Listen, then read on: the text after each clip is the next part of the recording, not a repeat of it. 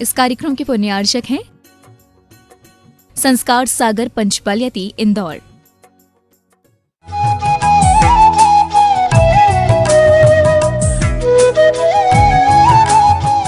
पत टिके न जहाँ अधर में, गुण रत्नों का गिरिवर हो। कितना विस्मय किसे नहीं हो, जरा देख लो शिरपुर को। देवों के भी देव पार्स जिन, अंतरिक्ष में शांत रहे। युगों युगों तक दिगंबरों का, जिन शासन जयवंत रहे। संसार में हर आदमी के हृदय में ज्ञात अज्ञात दो प्रकार के डर होते हैं। ज्ञात डर आदमी के सामने स्पष्ट रहता है, अज्ञात डर मन ही मन होता है। और इस अज्ञात डर के कारण से आदमी जो होता है कुछ अलग डिप्रेशन में, चिंतन में, चिंता में फंस जाता है। आज हम आपके लिए एक बात बता देना चाहते हैं कि सप्त भय विपमुक्ता आचार्य कुंद कुंद देव ने कहा है कि जो 7 भयों से मुक्त होता है वही सच्चा सम्यक दृष्टि हो सकता है। जो भयों से युक्त होता है वो सम्यक दृष्टि नहीं हो सकता। जिसके भय होते हैं वो सत्य का कभी कथन नहीं कर सकता। जिसके भय होता है वह न्यायशील पथ पर नहीं बढ़ पाता है, क्योंकि आदमी डर के कारण से न्याय के पथ को छोड़ देता है। कोई बुरा कहो या अच्छा, लक्ष्मी आवे या जावे, लाखों वर्षों तक जीऊं या मृत्यु आज ही आ जावे, अथवा कोई कैसा भी भय या लालच देने आवे, तो भी न्याय मार्ग से मेरा कभी न पग डिगने पावे। न्याय मार्ग से यदि कोई आदमी च्युत हो जाता है, सत्य से च्युत हो जाता है, अपने सम्यक दृष्टि को नष्ट कर देता है, तो एकमात्र उसके कारण दो हैं, भय और लालचा। इसलिए आचार्य उन्हें जब सम्यक दर्शन के 8 अंगों की बात की तो सबसे पहले उन्होंने निशंकित अंग सामने रखा, इसके बाद निकांक्षित।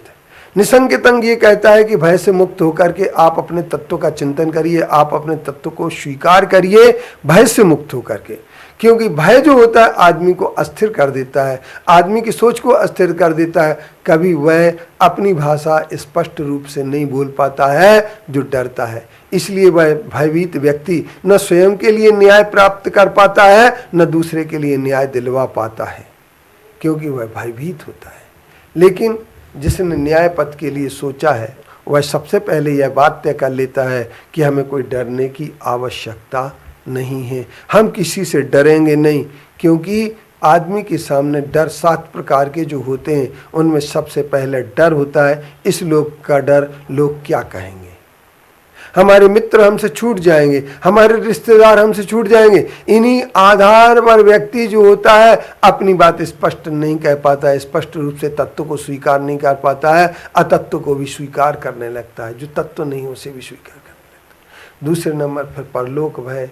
इस लोक भय के बाद अब हमारे लिए कोई भय प्रकार के दिया जाता है, क्योंकि तुम्हारा भाव बिगड़ जाएगा, तुम्हारे लिए ईश्वर क्षमा नहीं करेगा, तुम्हारे लिए इस प्रकार से करने पर बहुत सारी बातें हो जाएंगी। तो आदमी उस डर के कारण से सत्य के तत्व को स्वीकार नहीं कर पाता है। इसके बाद मरण भय, वेदना भय। मरने का हर आदमी को डर लगा रहता है कि मैं मर ना जाऊं, लेकिन जिसको जीवन मिला है उसे मरना जरूर पड़ेगा, तो मरने से हमें डरना नहीं चाहिए। और वेदना भय, पीड़ा होगी, ये पीड़ा हर जगह हो सकती है। जब कर्म का उदय, पाप कर्म का उदय आता है तो पीड़ा आदमी को अपने आप मिलती है। फिर अगुप्ती भय, हम कहाँ छुप करके, अनरक्षा भय कि हमारे लिए रक्षा करने वाला कोई नहीं है, हम कहाँ छुपे। इस तरीके से 7 भय जो होते हैं, इन भयों से ऊपर उठ कर के जो सोचता है, चिंतन करता है, जो ऊपर उठ कर के काम कर लेता है, वही सही मायने में सम्यक दृष्टि हो सकता है। क्योंकि सम्यक दृष्टि न्याय के पथ पर बढ़ने वाला ही सम्यक दृष्टि होता है, जिससे तत्व और अतत्व का पूर्ण रूपेण ज्ञान रहता है, को तत्व का ज्ञान रहता है, देव को देव का ज्ञान रहता है, शास्त्र को शास्त्र का ज्ञान रहता है। जिसके लिए मंदिर में बैठ कर के मंदिर में भक्ष का ज्ञान भी होता है, वही मंदिर जाने का सार्थक होता है। इसलिए हम ये कह सकते हैं कि जिस व्यक्ति ने तत्व को समझ लिया है वह तत्व को समझने वाला व्यक्ति भयों से ऊपर उठकर सम्यक दर्शन की बात करता है और वही सच्चा सम्यक दृष्टि बनता है।